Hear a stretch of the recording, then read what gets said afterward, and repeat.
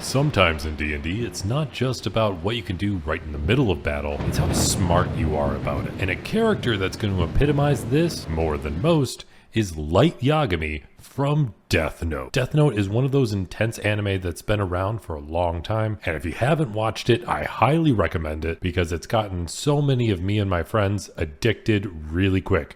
Not to mention it has one of the most intense chip eating scenes I've ever seen on any show. I'll take a potato chip and eat it.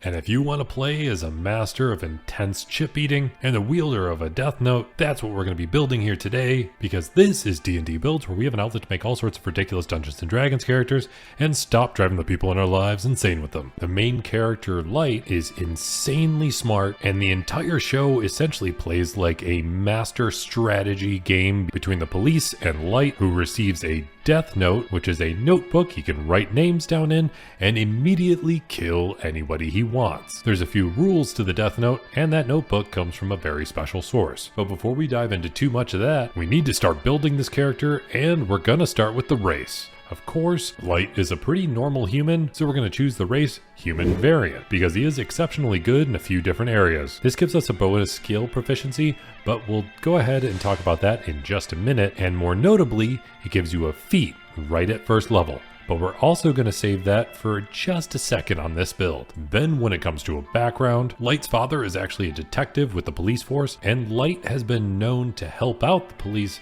in some of their investigations, which is a bit strange considering he's a teenager, but apparently that just kind of randomly happens in certain anime, considering that trope has popped up in Detective Conan, Persona 5, and I'm sure a handful of other areas. So because of all that, we're going to take the background Investigator. There's actually two versions of this, but we're going to take the version from Van Richten's Guide to Ravenloft. This gives us skill proficiencies in Insight and Perception, and Light has to be very good at understanding his surroundings as well as trying to understand people's intentions, because otherwise he's going to get caught with that death note much quicker. So these proficiencies are really going to help us. Then when it comes to some starting stats, we're going to go very non-physical here. Light does most of his work in the background. He's not going to be the one stabbing you directly. He's going to be hiding in the shadows and doing his work. So we're going to take our strength, dump it down to 8. We'll take our dexterity, boost it up to 12 just to give you a little more nimbleness, and he is actually pretty good at tennis, so I guess that might help. Then we're going to give him a very baseline constitution of 10. So that leaves us with most of our points left. And we need to make sure we really hammer in on those mental stats. So our intelligence, wisdom, and charisma, we're going to boost all to 14. Then we get 2 points from being a human variant that we can distribute wherever we want. So we're going to put 1 point into intelligence because he is excessively smart, and 1 point into charisma because we're definitely going to have to make use of that charisma stat when we're interacting with other people and keeping most of our actual intentions fairly well hidden. So now we have a lot of options when it comes to a starting class. The notebook itself, aka the death note, comes directly from a Shinigami, which is a god of death. So I was tempted to go with a cleric with the divine domain death. However, Light isn't really worshipping Ryuk, the Shinigami that dropped the death note for Light. So instead, we're going to make use of that charisma because there's a bit of a deal when you get a death note. If you ever actually use a death note, you can't go to heaven or hell. You're just stuck in limbo. So considering that's a bit of a deal that you have to make in order to get these abilities, we're going to go with Warlock. When you choose Warlock at first level, you get proficiency with some armor and some weapons, and you get saving throws in wisdom and charisma. Additionally, you get to choose 2 skills. So to make sure you can keep your true intentions hidden, we're going to grab Deception, and surprisingly enough, the Investigator background didn't come with Investigation, so we're going to take proficiency in that skill as well and make use of our intelligence. And since we're already going through all the skills, let's go ahead and pick the one we would have gotten when we chose to be a human variant, and we have most of our actual interacting with other people skills covered, and like I said, Light is pretty decent at tennis, so we'll grab the proficiency athletics. Then we still have that feat that we get to choose from being a human variant as well, so we're actually going to use a racial feat from Xanathar's Guide to Everything and grab the feat that's only allowed if you're at least partially human or fully human, Prodigy. This allows us to have 1 more skill proficiency, so we'll grab the last one when it comes to interacting with people, Persuasion. Then finally, this feat also allows us to get expertise with one skill that we have. And considering you really have to keep your true intentions hidden, I think deception is what we really need that expertise in. The very last thing you get from this feat is proficiency in a type of tool. So we'll grab Tinkerer's tools because Light seems pretty good at that. And you happen to already get Thieves tools and a disguise kit from being an investigator, all of which I'm sure Light could put to good use. Then, right at first level of Warlock, you get to choose an otherworldly patron, otherwise known as a subclass. And I had to really look at what Ryuk is. I mean, he is technically a god, so celestial would make sense, but he's kind of dark and creepy, and most of the features of being a celestial warlock don't really fit. So I was also tempted to go with Archfey, but that wasn't quite dark and creepy enough. So instead, I'm going to choose the otherworldly patron, the Fiend, because even though he's a god, he sure looks creepy enough to be a demon. And what really solidified this decision for me is the feature that you get from choosing this otherworldly patron, Dark One's Blessing. So right at first level, when you reduce a hostile creature to 0 hit points, you gain temporary hit points equal to your charisma modifier plus your warlock level. And the thing with Shinigami, otherwise known as gods of death, is that they get to increase their lifespan whenever they write a human's name in the death note and killing them. So I feel like those two abilities do line up, even if Light doesn't technically get that ability, at least not yet in the anime. Additionally, at first level of Warlock, you get some Pact Magic, which is a special type of magic that is only for Warlocks that recharges on a short rest. But we're going to dive into all of that magic stuff a little later in this build. Then at second level of Warlock, you get some Eldritch Invocations, and this is how you enhance being a Warlock overall. But we'll save all of those for a little later in the build as well. Then at third level of Warlock, you get a Pact Boon, and while an argument could be made for Pact of the Chain, as Ryuk follows you around quite a bit and he could be counted as your familiar, I think it kind of just makes more sense to choose Pact of the Tome, because you have that death note, and Pact of the Tome gives you a grimoire called a Book of Shadows. So this is going to tie together pretty well. Choosing this pact allows you to choose 3 additional cantrips that you can choose from any class's spell list, and they'll count as warlock spells, meaning you can cast using your charisma. Additionally, at this level, your spell slots upgrade to 2nd level, and then at 4th level of warlock, you get an ability score improvement. So we're going to go ahead and boost up our intelligence and our charisma each by 1 point, making them much more usable, bringing them both to 16. Then at 5th level of Warlock, you get access to 3rd level spell slots. Then once you hit 6th level of Warlock, you get another feature from your patron, Dark One's Own Luck. So you can call upon your patron to alter fate in your favor just a little bit. This is going to be more you planning things out in a way that Ryuk or another Shinigami just kind of has to help you out. So when you make an ability check or a saving throw, thanks to this ability, you can add a D10 to your roll, and you can wait to do so until after you actually see the results of your original roll. You just can't know whether it succeeds or not. You can only use this feature once per short or long rest, but it's still nice to have in your back pocket. Then at 7th level of Warlock, your spell slots upgrade to 4th level. Then at 8th level of Warlock, you get another ability score improvement, so we're going to go ahead and boost up our charisma by 2 more points. Then at 9th level of Warlock, you get 5th level spell slots. Then at 10th level of Warlock, you get another feature from your otherworldly patron, Fiendish Resilience. So you can choose one type of damage when you finish a short or long rest, and you gain resistance to that damage type as long as it's not coming from a magical or silver weapon. And I like to think of this as even more planning that Light would have pulled off, because he's going to try to anticipate what his enemies are going to come at him with. Then at 11th level of Warlock, you get a Mystic Arcanum, which is a special kind of spell casting on top of your Pact magic. This gives you a 6th level spell, but you can only cast it once per long rest, as opposed to the rest of your spell slots that recharge on a short rest. But again, we're going to dive into all those spells a little later. Then at 12th level of Warlock, you get another ability score improvement. So we're going to go ahead and max out our charisma, helping all of our Warlock features and our spell casting. Then at 13th level of Warlock, you get another Mystic Arcanum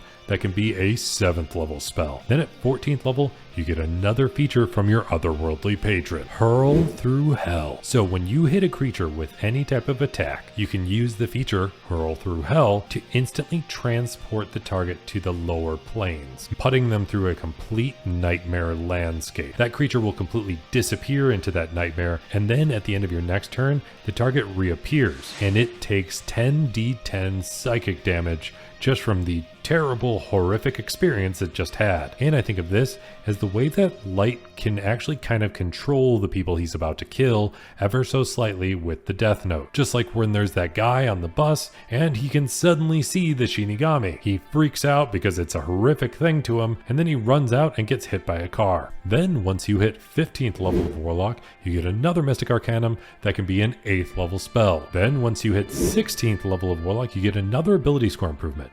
So we're going to actually boost up our intelligence by 2 more points, which will be a little more helpful in just a second. Then at 17th level of Warlock, you get 1 more Mystic Arcanum that can be up to a 9th level spell, which is the strongest spell that you can have in D&D. And the very notable thing about Warlocks is that they pretty much max out at 17th level. At 19th level, they'd get another ability score improvement, and at 20th level, they would get Eldritch Masters, so their spell slots recharge a little faster, but they already recharge on a short rest, so it's kind of a waste to keep going. Instead, we're going to do a multi-class, and we want to make sure our death-related spells are a little stronger. In another class that really uses a book is a wizard. So that's what we're going to multi-class into. They have a spell book they can use, so we can also pretend that's our Book of Shadows, aka our Death Note. And when you take your first level in Wizard, you get Arcane Recovery, allowing you to recover some spell slots on a short rest, but you already do most of that as being a Warlock anyways, so that part doesn't really matter. You get some additional spell casting by being a wizard, but any spell casting that you get from your wizard levels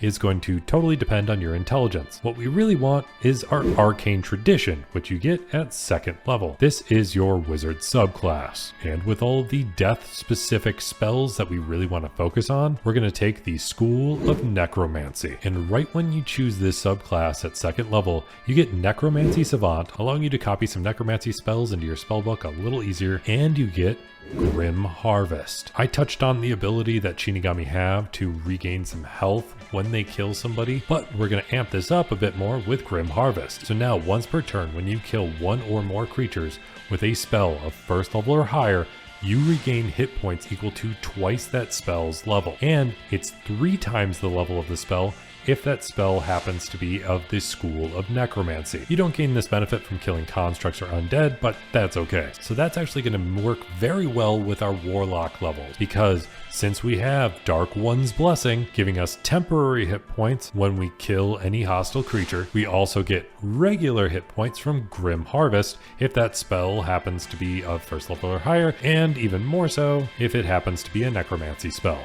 But we still have 1 level left, and I'm going to do another multi-class, because even though they don't really dive into it much, it is essentially hinted at that Light becomes a Shinigami at the end of the anime, and really embracing that idea of the god of death. So I'm going to go ahead and lean into it a bit more and take 1 more multi-class, diving into Cleric. And right when you choose your 1st level of Cleric, you could choose a subclass right away, so we're going to choose the Death Domain. Clerics get some additional spell casting, which, you know, we're going to dive into that in a second, but that Death Domain gives us bonus proficiency with martial weapons, so in case you want to go full-blown Death Cleric type stuff and want to wield a giant scythe, you can do that, but more importantly, at 1st level of Death Cleric, you get Reaper. So you can learn 1 necromancy cantrip that can be from any spell list, and when you cast any necromancy cantrip that normally targets only 1 creature, the spell can instead target 2 creatures. And there's plenty of times where Light is scribbling names in the Death Note